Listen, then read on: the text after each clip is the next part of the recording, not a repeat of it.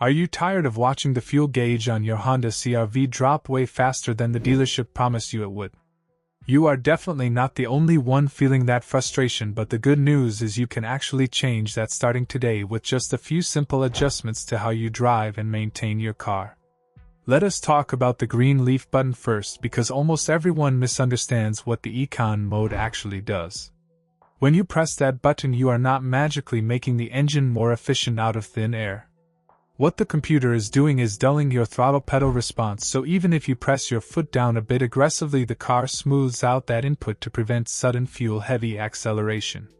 It also changes how the air conditioning compressor cycles, which saves power by taking some load off the engine. If you live in an area with extremely hot summers, you might notice the cabin takes longer to cool down in ECON mode, so it is a trade-off you have to balance. But if you are doing long highway drives, leaving it on is an absolute no-brainer. Now let us move on to the easiest fix that most people ignore completely, which is tire pressure. Your CR-V feels heavy and sluggish when the tires are underinflated because the rolling resistance on the asphalt increases dramatically. Imagine trying to push a shopping cart with flat tires across a bumpy parking lot. That is exactly what your engine is fighting against every single mile. Open your driver's side door and look at the sticker on the door jamb. It usually recommends 33 to 35 psi depending on your specific model year and wheel size. Check this pressure when the tires are completely cold right in the morning before you have driven anywhere, because driving heats up the air inside and gives you a falsely high reading. I like to keep mine exactly at the recommended cold pressure, and doing just this one simple thing can net you an extra 1 to 2 miles per gallon almost instantly. Another massive factor is aerodynamic drag. Your vehicle is basically a large box pushing through the wind, and anything you strap to the outside makes it significantly harder for the car to slice through the air. If you have a roof rack, a cargo box, or bike mounts up top that you only use twice a year, you need to take them off immediately.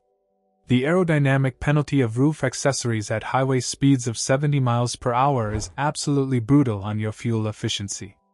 You are making the internal combustion engine work significantly harder just to maintain the exact same cruising speed.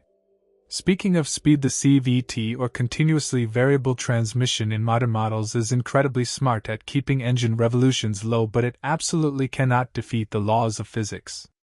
Once you push past 65 miles per hour, wind resistance goes up exponentially.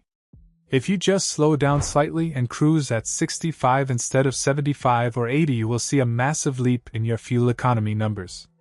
Let us also touch on basic mechanical maintenance, because a neglected engine is always a thirsty engine. The engine air filter is essentially your engine's lungs. If it is clogged with dust, leaves, and road debris, the engine has to pull much harder to get the oxygen it needs to mix with the fuel. It takes about 2 minutes to pop the clips on the plastic air box under the hood and drop a brand new paper filter in there. Do not pay an expensive mechanic to do this, it is incredibly simple to do it yourself. Also ensure you are using the correct 0-weight 20 full synthetic motor oil when you get your oil changed. That specific thin oil is engineered to flow easily and reduce internal friction inside the engine block.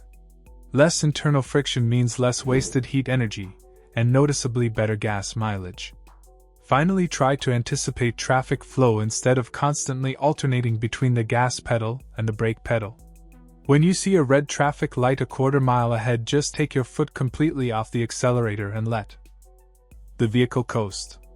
The fuel injectors actually shut off entirely when you are coasting in gear, so you are using literally 0 drops of liquid fuel, while the car uses its own forward momentum to roll towards the intersection.